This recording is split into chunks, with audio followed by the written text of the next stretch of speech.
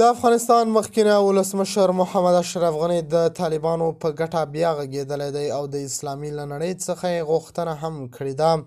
ښاغلي غني له اسلامي نړۍ څخه غوښتنه کړې چې باید طالبانو ته هم تاسو څنګه چې خپل په هیواد کې مو ښځو حقونه ورسپارلي دي، باید دغسې په افغانستان کې هم نجونو او ښځو ته د خپل حقونه وسپارل شي. د خرابات ټي وي چینل درنو لیدونکو سلام، ستړي مه شئ، وخت مو په خیر، هیله لرم چې جوړ او روغ به یې.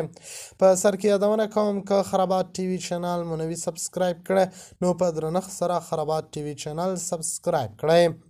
د افغانستان مخکنی ولسمشر محمد اشرف غني له اسلامي نړۍ څخه له طالبانو سره د یو ځای کېدو غوښتنه وکړه. ښاغلي غني دا خبره تېره شپه په یو غږیز پیغام کې وکړه.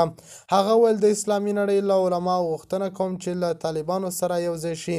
اسلامي نړۍ د الله په فضل د یو لوی مثبت مسیر خواته روانه ده. ضرور ده چې دا مثبت مسیر او بهیر له طالبانو سره شریک شي او د دوی اساسي اصول، قواعد او ټکو ته متوجه شي.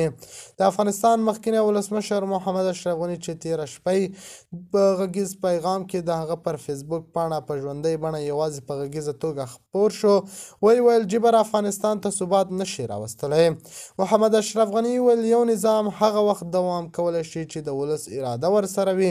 دغه راز یې په افغانستان کې د ملي یووالي پر ټینګښت هم ټینګار وکړ.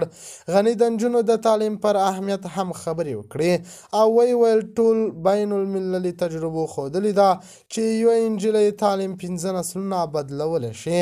نو له طالبانو مې غوښتنه دا ده که چیرې د افغان نجونې ښوونځي همداسې بند وي نو افغانستان به ډیر شاته ولګي.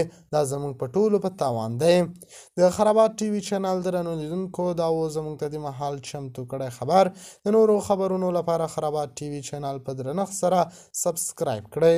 الله په امان، تر بیا ښې چارې.